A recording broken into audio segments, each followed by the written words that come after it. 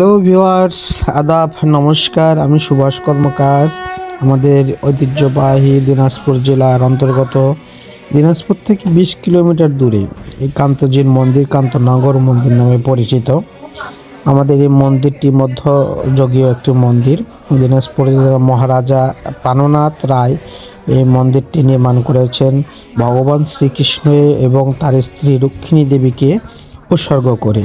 তাদের কর্ম এতই ভালো ছিল যে তাদের জীবনের এই সৌন্দর্য মর্জিত ঐতিহাসিক প্রত্নতার থেকে নিদর্শন ভগবানের নামে উৎসর্গ করেছেন।